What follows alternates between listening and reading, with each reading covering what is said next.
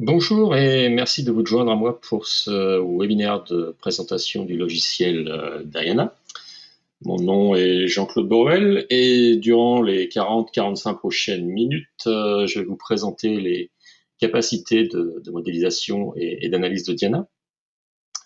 Donc, le webinaire consistera en une présentation qui sera suivie d'une petite démo durant laquelle j'utiliserai l'exemple assez simple d'une poutre en béton armé sur appui pour illustrer le processus de modélisation dans Diana. Ce sont les différentes étapes allant de la modélisation de la géométrie au maillage, l'analyse et enfin les résultats. Commençons tout d'abord par quelques généralités concernant Diana. Diana est un acronyme de Displacement Analyzer, en d'autres mots, analyse de déplacement. Diana est un logiciel généraliste aux éléments finis, couvrant un grand nombre d'applications grâce à ses nombreuses fonctionnalités. On peut citer le génie civil, le domaine de la géotechnique et également l'ingénierie du pétrole, par exemple. Au quotidien, notre mission consiste humblement à offrir la possibilité à nos clients de résoudre les problèmes d'ingénierie les plus complexes et de ce fait de devenir des experts dans leur domaine d'ingénierie. Il est bon aussi de rappeler que Diana est maintenant présent sur le marché des codes éléments finis depuis près de 40 ans. Donc sa renommée dans le domaine est assez bien établie. Les valeurs de notre entreprise sont les suivantes. Offrir un produit de classe mondiale en travaillant main dans la main avec nos clients et partenaires. Et également être une entreprise innovative et dynamique afin de développer un logiciel de pointe et un service de qualité qui puisse répondre aux challenges du quotidien et bien sûr la satisfaction de nos nombreux clients. Sur les prochaines diapos, nous présentons une liste non exhaustive de nos clients. Hein. Nous avons des clients aux quatre coins du monde, de différents types d'organisations, allant d'organisations gouvernementales, d'organisations académiques, que ce soit des universités ou des instituts de recherche, mais également dans le secteur privé, tels que des entreprises de consultants ou de construction. Dans de nombreux secteurs, ça va du secteur du pétrole et du gaz, secteur de l'énergie ou bien des structures souterraines. Nous apprécions grandement leurs efforts et la confiance qu'ils placent dans Diana pour la réalisation de tous leurs projets. Oups, pardon, rapide. Concernant les différents types d'applications, je vais en quelques mots couvrir les points essentiels. Je vais essayer de ne pas être trop exhaustif.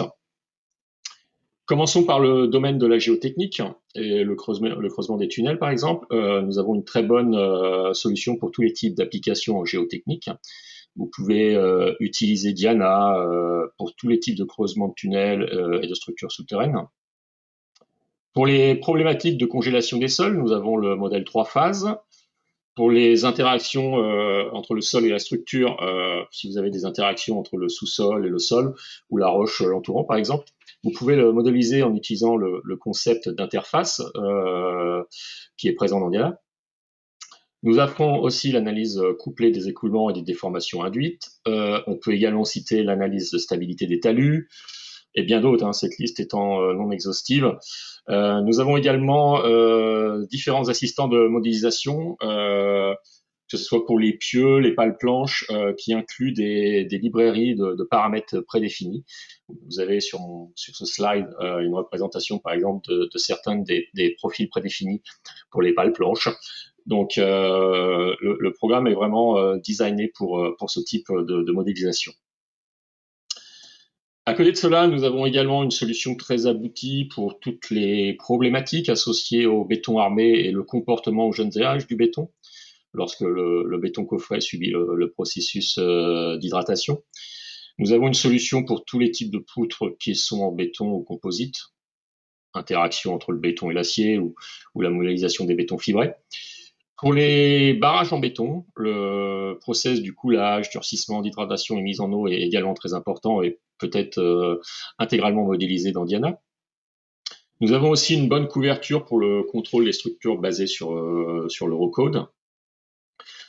Nous offrons également différentes solutions permettant d'obtenir une bonne estimation du comportement non linéaire d'un modèle sans pour autant entrer dans les paramètres détaillés de l'analyse non linéaire, avec ce que l'on appelle l'analyse séquentielle, qui est en quelque sorte une simplification de l'analyse non linéaire.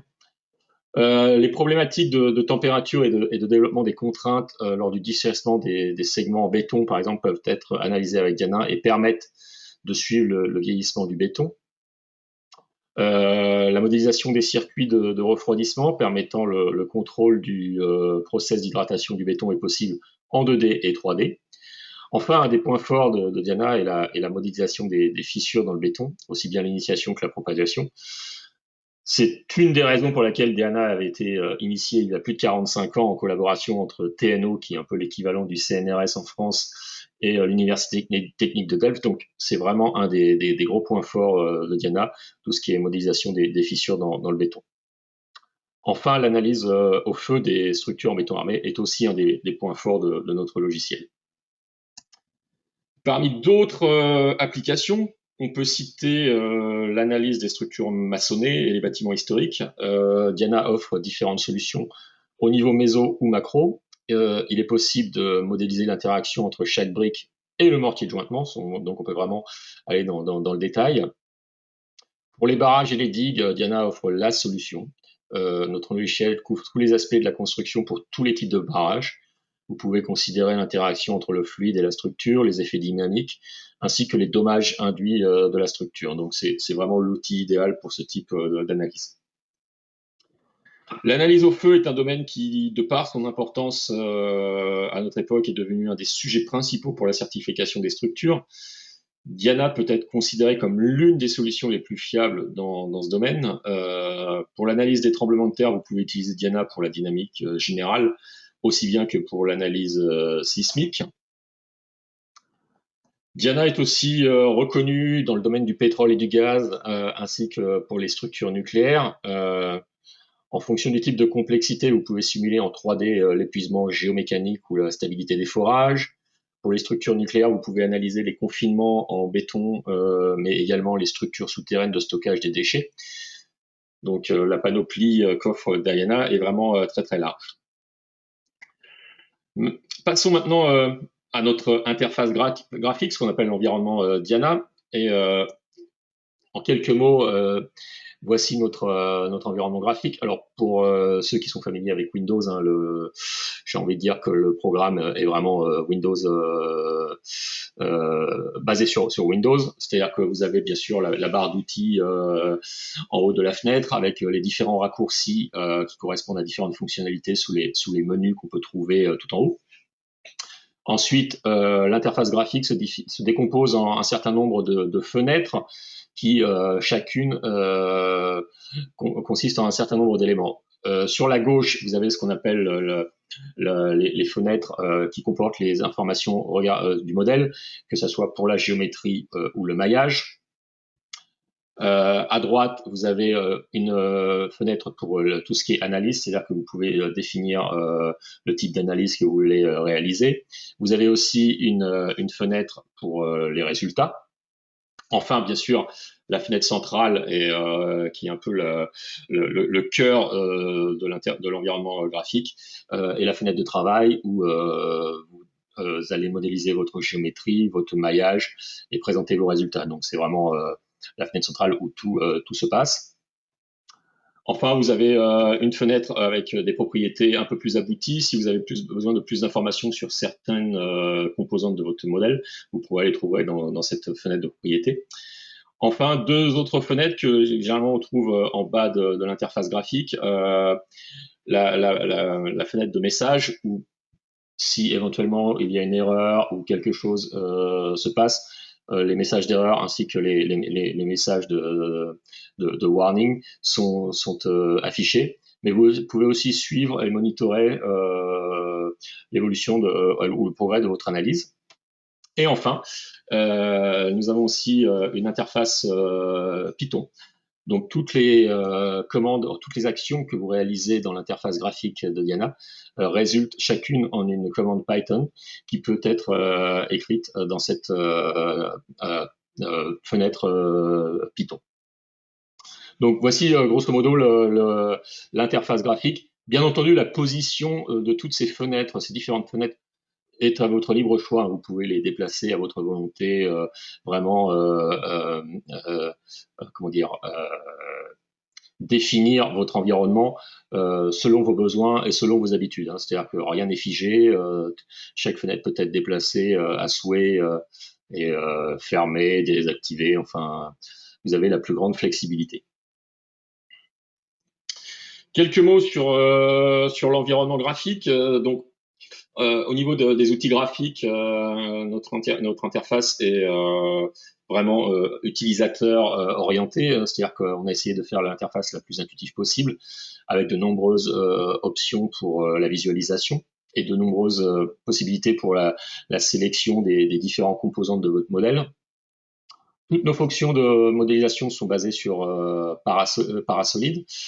Et l'interface graphique de Diana inclut également de nombreux outils pour la vérification ainsi que le réparer éventuellement les fichiers ou les modèles CAO que vous pourriez importer dans Diana et qui seraient un peu endommagés ou qui auraient certains problèmes.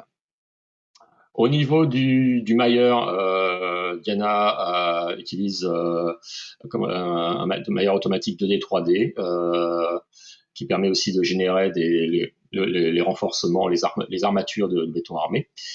Au niveau des cas de chargement et des conditions limites, j'ai envie de dire que Diana supporte tout type de conditions aux limites et de cas de chargement. Offre une excellente compatibilité avec Microsoft Excel, donc vous pouvez facilement copier, coller des données d'Excel vers Diana et vice-versa. Pour tout ce qui est post-processing, on offre aussi une solution complète pour l'interprétation des résultats. Donc l'éventail de fonctionnalités offerts par notre environnement graphique est vraiment très complet. En ce qui concerne tout ce qui est modèles matériaux et leur classification, Diana travaille avec différentes fenêtres pour les matériaux, dans lesquels vous êtes guidé en fonction de la classe de matériaux et du modèle matériau que vous choisissez. Vous pouvez également inclure un certain nombre d'aspects supplémentaires. Donc tout ça est vraiment très très intuitif. Vous pouvez définir des combinaisons de chargement. On a une fenêtre graphique aussi pour ça. Vous pouvez définir des fonctions, que ce soit des fonctions spatiales ou non spatiales, mais aussi des fonctions du temps. Pour l'analyse, donc comme je vous ai montré dans le slide précédent, on a une fenêtre pour tout ce qui est définition du type d'analyse, qui vous permet aussi de façon interactive d'activer ou de désactiver certaines parties de votre modèle si par exemple vous allez utiliser l'analyse de phase pour laquelle vous pouvez vraiment définir toutes les étapes de modélisation comme lors de la construction d'une structure. Enfin, tout ça pour vous dire que le nombre de fonctionnalités offertes par Diana est vraiment illimité.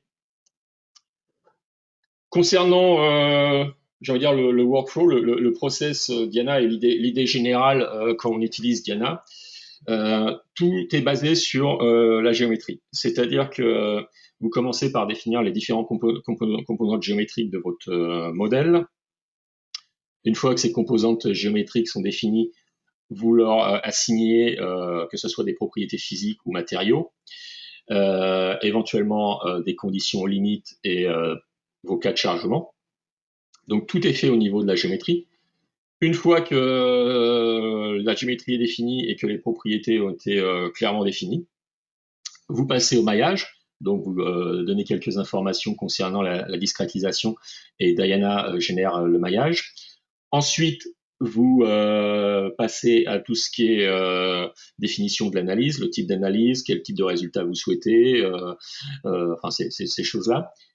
Vous faites votre calcul, Diana, et automatiquement, une fois l'analyse terminée, les résultats sont téléchargés dans l'environnement graphique de Diana. Et via la fenêtre de résultats, vous avez accès à tous les différents outputs, résultats qui ont été générés pour cette analyse. Ce qui implique que si éventuellement vous souhaitez changer quelque chose dans votre modèle, imaginons des propriétés matériaux, quelque chose de genre, tout est défini au niveau de la géométrie. Donc, tout changement dans votre modèle au niveau de la géométrie implique de régénérer un nouveau maillage avant de tourner votre analysis. Mais pas d'inquiétude, Diana vous alerte à ce sujet dès qu'il y a une modification sur votre modèle. Quelques mots sur les différentes options offertes pour tout ce qui est modélisation géométrique. Hein. Donc, ça va de l'importation des fichiers CAO à la définition de formes primitives, que ce soit en 3D, ou 2D ou 1D. Bien entendu, tous les types d'opérations classiques, que ce soit la rotation, translation, le scaling, sont disponibles. Vous pouvez réaliser un certain nombre d'opérations booléennes. Vous pouvez extruder ou extraire certaines composantes géométriques à partir d'une forme géométrique également. Donc vraiment, toutes les fonctionnalités classiques qu'on peut attendre d'un programme généraliste de modélisation. Quelques mots sur les fichiers, le format des fichiers CO qui sont supportés par Diana. Donc, Diana vous autorise à utiliser des fichiers DWG, DXF, STEP, AJS. Ça, c'est les fichiers format classique. Le format IFC est aussi supporté. Enfin, Diana a également un plugin pour Revit et offre aussi la possibilité de générer des surfaces 3D à partir d'un cloud of node, d'un ensemble de points, d'un fichier texte avec des coordonnées, ce qui est très utile, par exemple, pour modéliser les surfaces de sol, par exemple en géothèque. Bien sûr, après avoir importé votre fichier CAO, Diana offre une multitude d'opérations vous permettant de vérifier votre modèle et de trouver certaines irrégularités ou déconnexions du modèle qui proviendraient de la modélisation dans le programme CAO. Bien entendu, l'idée, c'est d'avoir le modèle le plus propre avant de l'apporter dans Diana, mais bon, bien entendu, c'est pas toujours le cas. Donc, Diana offre de nombreuses fonctionnalités pour vérifier et réparer votre modèle au cas où celui-ci aurait certaines imperfections. Bien entendu, vous pouvez également partir depuis une feuille blanche et décider de créer votre modèle complet dans Diana. Comme je l'ai déjà dit, on a les opérations classiques qui vous permettent de générer les formes les plus classiques en 3D, que ce soit des blocs, des cylindres, des cônes, des prismes, des tores ou des sphères. Hein, ça, c'est des fonctionnalités classiques en 3D. En 2D, bien sûr, vous pouvez générer des polygones, des disques, des lignes, des cercles, des polylines, des surfaces Bézier ou tout simplement des points. Un certain nombre d'opérations booléennes sont possibles. Hein. Vous pouvez réunir deux entités géométriques, vous pouvez les soustraire, les intersecter. Au niveau des transformations, vous pouvez déplacer certaines composantes de votre géométrie, les agrandir, les réduire, faire des rotations. Donc ça, c'est vraiment du grand classique. Vous pouvez également extruder une forme 2D le long d'une courbe de guidage qui pouvait être une ligne droite ou une ligne courbe, et en découle une forme 3D qui suit cet outil de guidage et en utilisant la section de référence. Donc ça, c'est particulièrement intéressant, par exemple, si vous modélisez des ponts, choses de genre. On a aussi des opérations telles que le lofting pour des formes un peu plus complexes, hein, qui vous permettent d'aboutir à partir de deux sections 2D à une forme assez élaborée en 3D. Au niveau des outils pour la sélection des différents composants géométriques, Diana offre une multitude d'options. Donc, en fonction de votre choix dans ce menu, vous serez capable de sélectionner le type d'entité que vous avez choisi, ce qui est particulièrement intéressant quand vous travaillez sur des géométries assez complexes et élaborées, car il peut être difficile, par exemple, de sélectionner un point ou juste une ligne dans votre modèle quand c'est très très abouti. Donc, grâce à ce filtre, vous pouvez vraiment affiner votre sélection selon vos besoins. Diana utilise aussi ce qu'on appelle l'automatic clash detection, qui permet de trouver les corps ou les surfaces adjacentes l'une à l'autre et d'assurer la compatibilité du maillage. C'est-à-dire que à aucun moment votre maillage est déconnecté. Diana automatiquement détecte les surfaces adjacentes et s'assure d'une compatibilité du maillage en interne. Donc à aucun moment vous avez à vous soucier de la connexion. Encore quelques mots sur les opérations de modélisation, hein. Vous pouvez associer différentes formes ensemble. Vous pouvez convertir des formes d'une surface à un solide 3D ou inversement. Donc vraiment un éventail de fonctionnalités très large. Vous pouvez projeter des éléments tels que des lignes ou des points sur des surfaces afin que celles-ci soient partie intégrante de la surface d'origine et plus tard vous permettre d'appliquer un cas de chargement ou des conditions limites dans cette surface le long de ces lignes ou de ces points qui sont comme une projection sur la surface de départ. Bien sûr, vous pouvez de façon dynamique et interactive déplacer des surfaces sur un volume 3D, les extruder, leur faire des rotations. On a bien évidemment des fenêtres dans lesquelles vous pouvez définir tous ces paramètres, mais vous pouvez aussi réaliser ça interactivement avec votre souris dans l'environnement Diana. Je ne reviens pas sur l'extraction des surfaces, j'en ai déjà parlé. Les fonctions les fonctions spatiales vous permettent par exemple, ici un exemple concret d'un pont où on utilise des éléments coques et l'épaisseur de ces éléments coques est représentée par une fonction spatiale. Donc c'est une façon élégante de modéliser, de tirer bénéfice des éléments coques. Mais vous pouvez aussi utiliser les fonctions spatiales pour définir les niveaux d'eau dans le sol, ce qui est particulièrement intéressant pour tout ce qui est niveau de surface phréatique. Et ceci est possible en 2D ainsi bien qu'en 3D.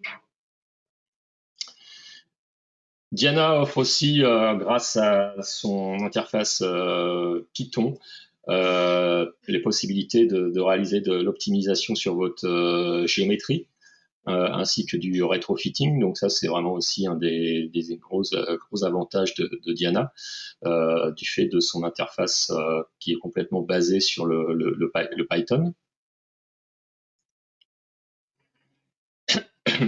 Concernant le maillage, on a différents types de mailleurs.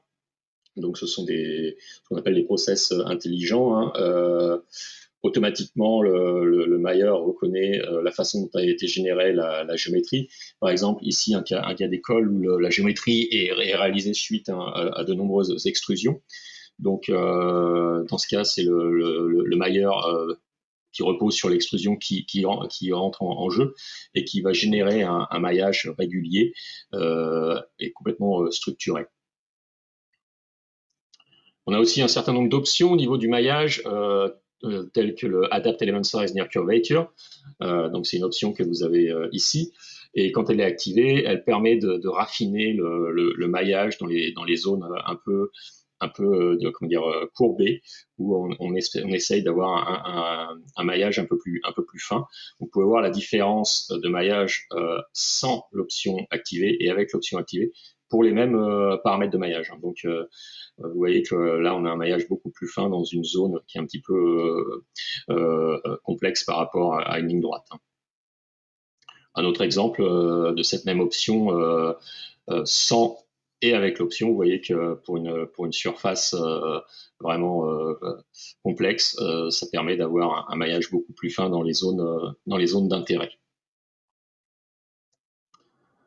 Dans Diana, bien sûr, vous avez différentes propriétés pour la définition de votre maillage, hein, que ça soit en termes d'éléments, de taille d'éléments ou de nombre de divisions. Vous pouvez avoir aussi des divisions avec un gradient progressif, ce qui vous permet vraiment d'avoir un contrôle total sur votre maillage.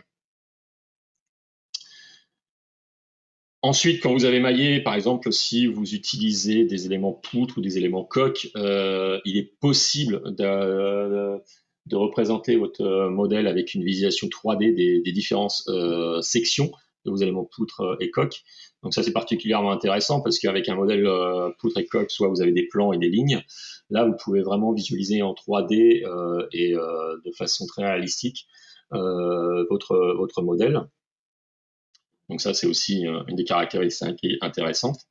Bien entendu, au niveau du maillage, vous avez différents types de visualisation, hein, que ce soit les visualisations filaires ou les modèles solides 3D un peu ombragés ou carrément les modèles où les éléments sont vraiment séparés les uns des autres. Diana offre toutes ces possibilités au niveau du maillage. Quelques exemples encore des capacités de Diana sur certains modèles. Un autre aspect intéressant aussi dans Diana, c'est ce qu'on appelle le maillage intramontal, qui est particulièrement intéressant quand vous travaillez sur des structures complexes avec de nombreuses formes géométriques ou de nombreux barres de renforcement, par exemple. Ici, on nous présente un bâtiment qui consiste en près de 3460 formes géométriques et qui a plus de 2421 barres de renforcement. Si vous maillez ce modèle depuis le début, ça vous prend presque 10 minutes, 623 secondes. Et si pour une raison X ou Y, vous avez besoin de modifier, je ne sais pas, une barre de renforcement et que vous voulez mailler de nouveau, Diana en fait ne remaille pas l'intégralité du modèle. Diana va uniquement remailler la partie du modèle sur laquelle vous avez apporté la modification, ainsi que les parties du maillage qui sont affectées. Donc c'est-à-dire que vous gagnez énormément de temps parce que du coup, par exemple sur cet exemple simple, après avoir modifié une barre de renforcement, le remaillage ne prend que 111 secondes. On a presque un facteur 6 déjà sur un type de structure qui reste quand même relativement conséquent sans être un modèle extravagant. Donc sur des modèles beaucoup plus complexes avec des dizaines de milliers d'entités géométriques et de renforcements, vous pouvez vraiment sauver beaucoup de temps de maillage. Et pour ça, il n'y a aucun paramètre à activer. Diana s'occupe automatiquement de détecter les changements et va s'occuper de remailler uniquement les parties affectées par ce changement. Enfin, bien entendu, on offre une documentation en ligne que vous avez également sur votre installation Diana quand vous installez Diana sur votre ordinateur. Donc cette documentation consiste en une série de manuals qui inclut aussi un nombre de rapports de vérification de certains de nos modèles et aussi un manuel concernant toute la théorie qui est derrière Diana. À côté de cette documentation, sur notre site internet, vous avez aussi une page entière qui est dédiée aux nombreux tutoriels que nous avons. Nous avons près de 100 tutoriels en ligne qui consistent en des documents PDF qui vous expliquent pas à pas le process pour certaines applications et certains cas d'études. Donc vraiment, on a une documentation qui est très fournie pour le logiciel. Et bien entendu, quand vous utilisez Diana, on a aussi une équipe de support qui est là pour vous aider à tout moment et éviter que vous vous retrouviez bloqué par quelques questions que ce soit. Donc voilà pour cette courte présentation. Je vais basculer sur mon autre ordinateur avec Diana pour réaliser une petite démo rapide pour vous montrer en quelques clics comment vous pouvez modéliser une poutre en béton armé, rien de bien compliqué. L'idée ici, c'est surtout de vous montrer un petit peu la philosophie de Diana. Donc voilà l'interface graphique de Diana, comme on a pu le voir tout à l'heure sur une des diapos. Alors, quand vous utilisez Diana pour définir un projet, j'ai envie de dire que le process est toujours le même. On commence tout d'abord par définir un nouveau projet. Donc on lui donne un nom. Donc je vais l'appeler DemoBeam par exemple. Vous pouvez bien sûr vous placer dans votre fichier, votre dossier de travail. Moi c'est déjà fait, mais vous pouvez le changer à tout moment. Ensuite, dès le début, il faut savoir le type d'analyse que vous voulez réaliser. Est-ce que vous focalisez sur l'analyse structurelle? Est-ce que vous voulez plutôt vous intéresser à tout ce qui est écoulement, des analyses couplées? Donc dès le début, il faut avoir une idée un peu précise de ce qu'on veut, car les choix qui sont faits dès le début impactent ensuite les options qui sont disponibles dans la suite de la modélisation. Alors l'idée derrière ça n'est pas du tout de vous restreindre, elle est surtout de vous aider à éviter les mauvaises combinaisons dans Diana. Donc loin de nous l'idée de vouloir vous restreindre, elle est plutôt là pour on est plutôt là pour vous guider. Donc par défaut, l'analyse structurelle est toujours on. Donc aujourd'hui, on va se contenter d'une analyse de structure, rien de bien méchant. Ensuite, vous définissez le type de modèle que vous voulez faire. Aujourd'hui, je vais me contenter d'un modèle 2D. Ensuite, vous êtes invité à définir une boîte de modélisation ou un plan de modélisation en 2D. Donc en fait, ici, l'idée, c'est de définir la diagonale d'un carré en 2D ou la diagonale d'un cube en 3D qui correspond à votre espace dans lequel votre modèle doit pouvoir rentrer. Donc là, j'ai une diagonale d'1 kilomètre qui devrait être largement suffisant pour une poutre de quelques mètres. Ensuite, vous pouvez déjà donner des informations concernant votre choix de maillage. Est-ce que vous souhaitez utiliser des éléments hexagonaux de préférence ou tétraédraux? Pour mon cas présent, je vais utiliser des éléments hexagonaux ou quadrilatérales. Vous pouvez aussi définir l'ordre, le degré d'interpolation des éléments que vous voulez utiliser. Vous avez le choix entre linéaire et quadratique. Je vais me contenter d'éléments linéaires. Et ensuite, on clique OK. Et donc, basé sur ces informations, Diana va préparer l'environnement graphique. Donc là, nous sommes dans un mode 2D, dans le plan XY. Donc tout d'abord, je vais d'abord définir ma poutre, tout simplement, que je vais définir à l'aide d'une surface polygonale. Donc je vais l'appeler poutre en anglais. Et je vais la définir en fonction de coordonnées que j'ai déjà dans un fichier Excel, juste pour illustrer le fait que Diana est complètement compatible avec Excel. Donc j'ai les points, 4 points, avec leurs coordonnées X et Y qui correspondent à ma poutre, que je vais tout simplement copier dans Diana. Et automatiquement, vous avez déjà une prévisualisation du résultat. Donc pour l'instant, absolument aucune entité géométrique n'a été créée. On est vraiment dans un mode de prévisualisation. Si je me tourne vers la fenêtre à gauche qui comporte toutes les informations concernant la géométrie, vous pouvez voir que pour l'instant, aucune forme géométrique n'a été créée. Donc, pour confirmer cette entité géométrique, je dois d'abord cliquer sur Create. Et là, ma poutre, ou la géométrie associée à ma poutre est créée. Donc je continue ma modélisation, je vais définir deux blocs pour supporter ma poutre, ainsi que 2 blocs sur lesquels j'appliquerai ma force de chargement, que je vais appeler par exemple support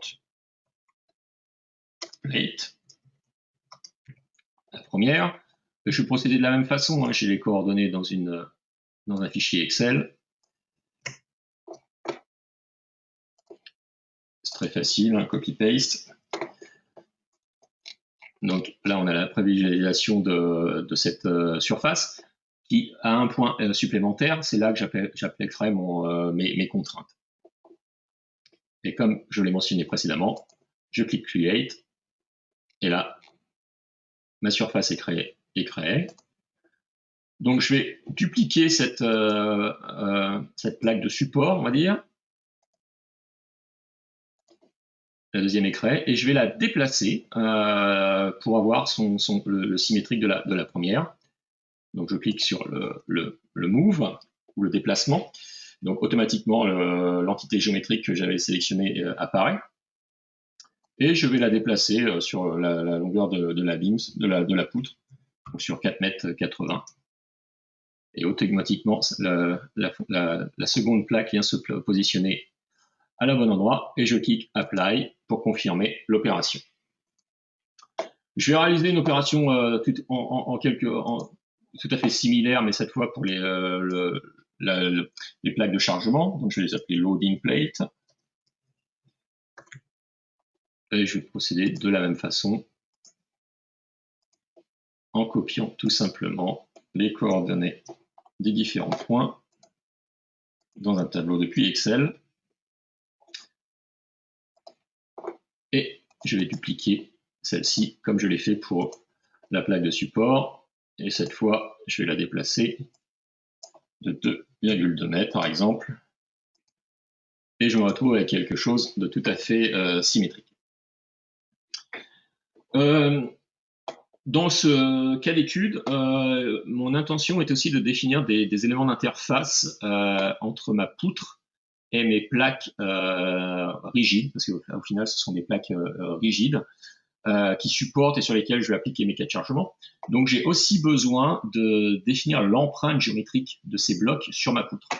Donc, pour ce faire, nous allons réaliser ce qu'on appelle un imprint. Donc, je vais sélectionner ma poutre et je vais sélectionner les différentes composantes géométriques pour lesquelles je vais avoir la position vraiment partie prenante de l'entité géométrique. Je clique Apply et maintenant, si je masque ces différentes supports, vous pouvez voir que les positions de ces différents blocs de support et de chargement apparaissent maintenant sur ma poutre, ce qui me permettra de sélectionner cette partie, ces lignes, pour la création tout à l'heure de mes interfaces. Donc c'est vraiment pour illustrer cette fonctionnalité. Dernière chose que je vais ajouter, on va mettre une petite barre de renforcement pour faire un modèle en béton armé. Donc on va définir une ligne qui va enfin représenter notre barre.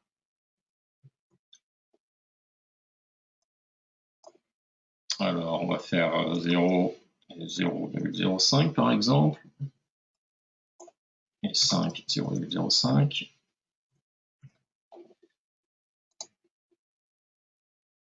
Et là, vous voyez notre barre qui va être sur laquelle on va lui donner les propriétés d'un renforcement, d'une armature béton en acier. Donc voilà pour notre géométrie. On peut maintenant commencer à assigner tout ce qui est propriétés, matériaux et physiques à notre modèle. Et on va commencer par la poutre. Donc on ouvre la fenêtre pour la définition des propriétés. Donc notre poutre est sélectionnée. On va utiliser des éléments 2D plane stress. On va définir un modèle matériau. Donc on va faire du béton. Hein. Et on va prendre un modèle FIB directement avec le total strain. Automatiquement, le modèle est téléchargé avec toutes les données associées pour un béton de classe C30. Donc c'est parfait. Et on va donner une certaine épaisseur à notre modèle. Je vais coller l'épaisseur de la poutre. On va mettre 0,1 m, par exemple. Et ensuite, on applique ces propriétés. Et si on retourne dans la fenêtre où on trouve tous les composants géométriques et qu'on regarde les matériaux, on s'aperçoit qu'on a un matériau béton qui a été créé. On répète cette opération, mais maintenant pour les différents blocs, les blocs rigides qu'on trouve ici. Donc le type d'élément sera le même. Par contre, ici, on va utiliser de l'acier. On va faire quelque chose de très rigide. On va utiliser un modèle linéaire, rien de bien compliqué.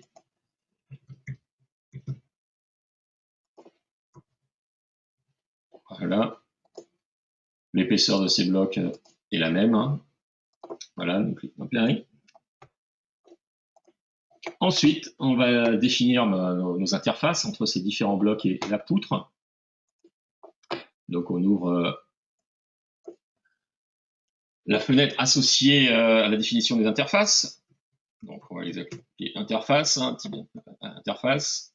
Et donc là, il est important de définir ce qu'on appelle une source et une cible, ce qui permet de définir la normale de ces interfaces.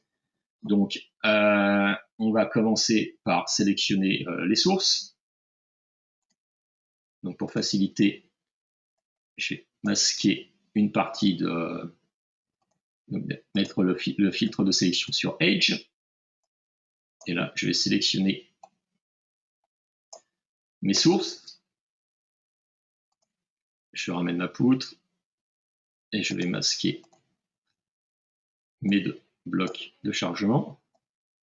Donc voilà mes 4 sources. Et ensuite, je réalise la même opération pour mes cibles.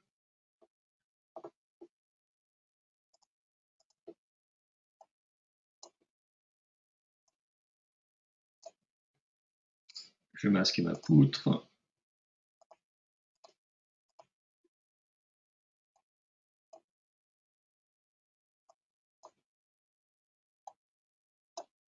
Voilà. Ensuite, comme on l'a fait pour les autres composantes géométriques, on définit une classe d'éléments, des propriétés matériaux. Là, je vais mettre quelque chose d'élastique, on va mettre quelque chose d'assez rigide pour la rigidité normale. On va mettre 15 et un peu plus soft, ce qui sert le cisaillement. On va définir aussi une épaisseur.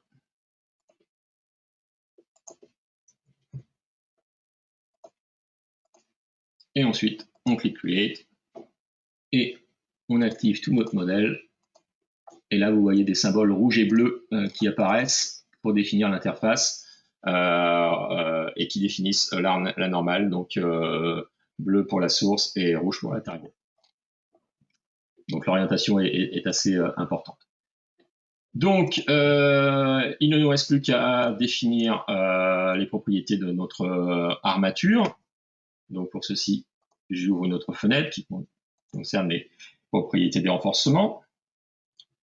Donc, je vais définir une propriété pour Reinforcements. Donc, ça va être une barre. On va lui définir un matériau, de l'acier aussi. Style barre.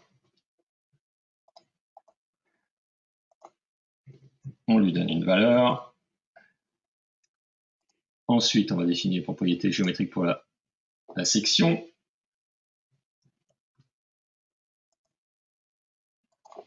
Donc là, on va lui donner 0,02 mètres carrés. Et voilà, nos données sont complètes.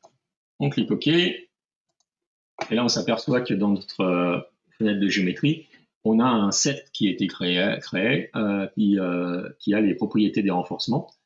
Et tout simplement, je prends ma barre, mon armature, la géométrie de mon armature, et je la glisse dans ce set. Et automatiquement, elle est transformée en armature béton, et maintenant, elle a les propriétés définies dans ce set. Donc, notre géométrie est bien avancée. Maintenant, on va définir nos conditions limites et notre cas de chargement, tout simplement. Donc, on commence par les conditions limites. Dans la direction X, par exemple.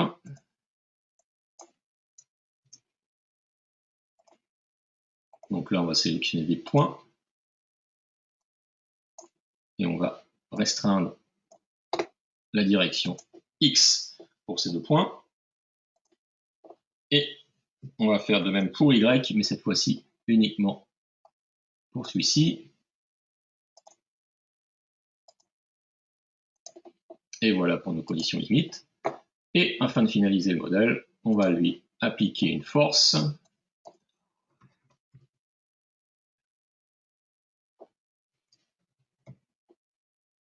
Sur les deux points de nos plaques rigides de chargement.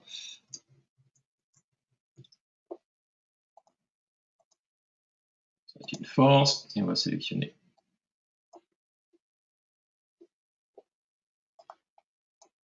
ce point et celui-ci. Voilà. Et on va appliquer 1000 newtons dans la direction négative selon Y. Et là, tout de suite, vous voyez les flèches représentant notre cas de chargement sur ces deux plaques. Voilà, tout a été défini au niveau géométrique, hein, comme j'insiste depuis le début. Toute la définition de votre modèle se passe au niveau de la géométrie.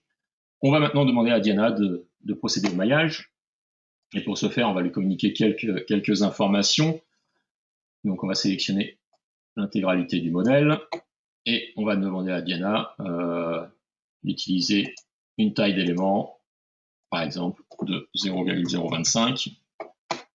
Si j'appuie sur le preview, on peut déjà voir comment va être divisé chaque côté. Vous voyez des flèches grises sur chaque ligne, ça représente en fait la direction de la ligne. C'est-à-dire que les flèches pointent dans la direction du point de départ vers le point d'arrivée, ce qui est particulièrement important comme information, especially si vous voulez appliquer un gradient pour votre division le long de la ligne. Donc là, j'applique cette taille d'élément et je procède au maillage. Et voilà, le résultat, on a un beau maillage bien régulier avec des éléments quadrilatéraux. Si j'ouvre tout ce qui est relatif au maillage, je retrouve bien entendu les différents sets que j'avais créés dans ma géométrie, ma barre de renforcement, mes matériaux, les différents types d'éléments, mes cas de chargement, ou mon cas de chargement pour être plus précis, mes conditions limites. Tout a été transféré de la géométrie au maillage. Donc mon modèle est maintenant prêt et je peux réaliser par exemple une analyse non linéaire où je vais progressivement appliquer mon cas de chargement et voir ce qui se passe. Donc j'ai déjà fait tourner l'analyse plus tôt aujourd'hui afin de gagner quelques minutes. Donc je peux rapidement vous montrer le fichier analyse que j'avais préparé. Donc c'était une analyse de structure non linéaire dans laquelle j'applique mon cas de chargement. Et c'est-à-dire que là, j'applique à chaque pas de calcul, j'applique 4 fois le chargement total. Et je répète cette procédure éventuellement pour 70 fois si mon analyse converge jusqu'à la fin. Voyons en quelque sorte ce qui se passe. Les résultats sont déjà préchargés. Et voyons si, par exemple, on peut visualiser quelques fissures. Donc, on voit qu'au début, les résultats de fissures ne sont pas présents. Probablement, on est encore dans le domaine élastique. Mais dès le pas de calcul 3, je vois que ces résultats sont disponibles. Donc, regardons ces résultats et regardons comment se propagent les fissures. Plus on avance, plus on charge cette poutre en flexion. Là, on voit très bien les fissurations se développer.